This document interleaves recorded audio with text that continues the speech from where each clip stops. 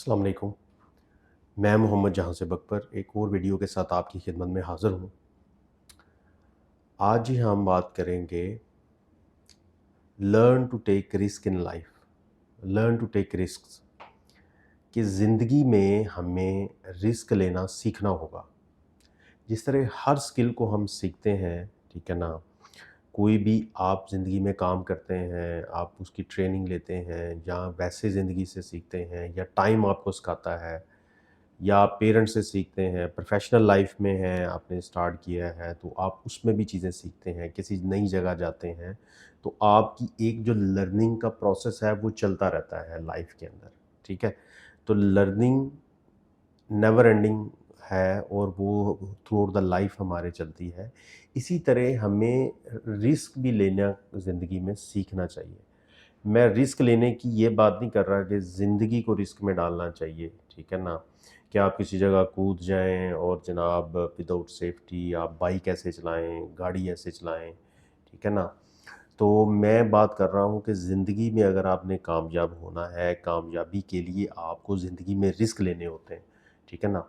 और इसमें भी कैलकुलेटेड रिस्क लेने होते हैं, ठीक है? कि कोई भी आप काम करते हैं उसके बारे में पहले पूरा नॉलेज हासिल करते हैं, उसका रिस्क कैलकुलेट करते हैं। इसकी मैं मिसाल ऐसे लेता हूँ कि आपने किसी जगह जॉब करनी है, तो आप पहले उस कंपनी में लोगों से रब्ता करते हैं, जी मैं इधर आ जाऊँ, कैसी है जॉब, कैसे लोग हैं, कैसी मैनेजमेंट है। इसी तरह हम बचपन में जब हमारी नेक्स्ट क्लास स्टार्ट होनी होती थी, हम पहले ही टीचर के बारे में उस क्लास से, उस टीचर से जिसने पढ़ा होता था, हम फीडबैक ले लेते थे, ठीक है?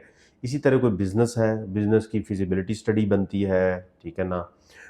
मार्केट में देखा जाता है, ये प्रोडक्ट है, इसको मार्केट में कहाँ सेल करना है, तो आप हर चीज़ कैलकुलेट करते हैं। लेकिन आपको इससे पहले माइंडसेट बनाना होगा कि हमें ज़िंदगी में रिस्क लेने हैं। अगर हमने कामयाब होना है, अगर हमने कोई रिज़ल्ट हासिल करने हैं, तो हमें पहले उसके लिए मेंटली तैयार होना पड़ेगा।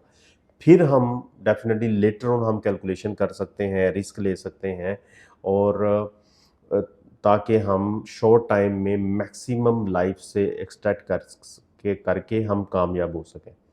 अच्छा, अब अगर आपका माइंड बन जाता है और आप हम ये रिस्क ले लेते हैं, लर्निंग लर्निंग हमारी हो जाती है, तो इसके बड़े फ़ायदे हैं आपको।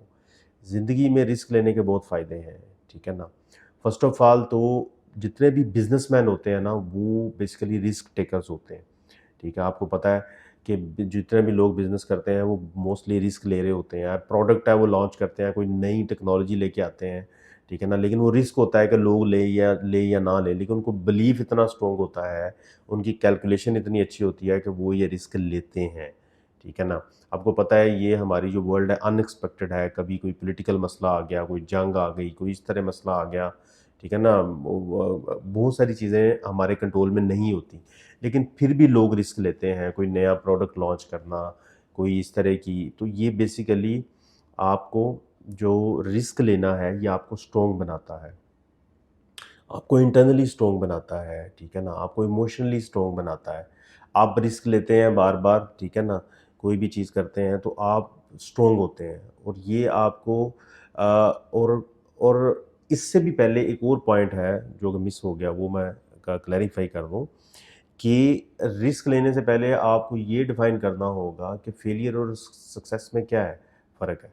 सक्सेस हो गई तो वाह-वाह आपकी कि या आप कामयाब हो गए। अगर फेलियर हो गया तो उसको फेलियर नहीं समझना कि आप नाकाम हो गए, ठीक है ना? कोई काम करते हैं वो नहीं पूरा होता, उसमें ये होता है कि आपकी कुछ लूप होल्स रह रहे होते हैं, आपकी कुछ शॉर्टकमिंग्स होती हैं। आप वो शॉर्टकमिंग्स आइडेंटिफ़ाई करके पूरी करें तो आप कामयाब हो सकते हैं, ठीक है ना? तो हमने उस चीज़ को एज़ अ चैलेंज लेना है। हमने उस चीज़ को ये नहीं समझना कि हम नाकाम हो गए हैं, ठीक है ना? There is no loser. कोई इसमें वो नहीं होता कि हम लूज़ हो गए हैं, वो बेसिकली वो दूसरा अगर कोई विन कर गया है डेफ़िनिटली उसमें कोई ऐसी चीज़ें थी जो आपसे आगे निकल गया। अब नेक्स्ट टाइम आप अपनी वो चीज़ें रेक्टिफ़ाई करें ताकि आप जो है ना वो कामयाब हो सकें और अच्छे तरीके से परफ़ॉर्म कर सकें, ठीक है?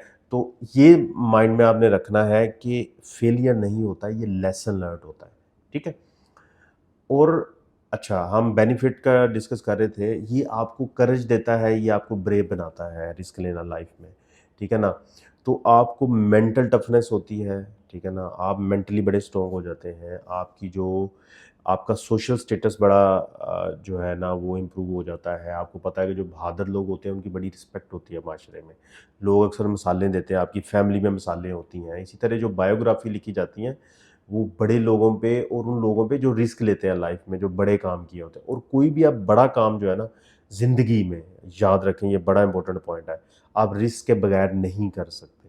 अगर आप ये कहेंगे कि आप अपने कंफर्ट जोन में रहेंगे और बड़ा काम कोई कर लेंगे, ये नहीं हो सकता, ठीक है ना?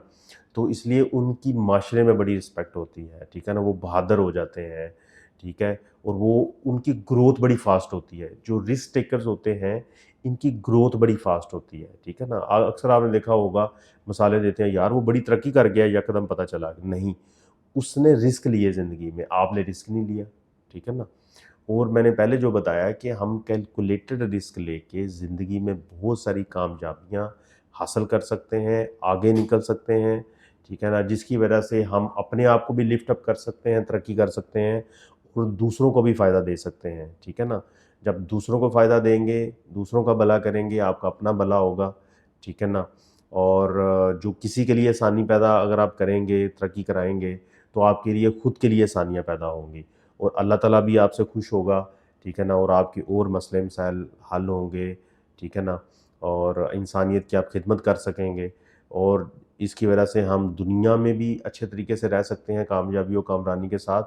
और इन्हीं की बदौलत, इसी दुनिया में लोगों की सर्विस करने की बदौलत, लोगों को तरक्की कराने की बदौलत हम आखिरत में भी कामयाब हो सकते हैं। ठीक है जी, थैंक यू वेरी मच।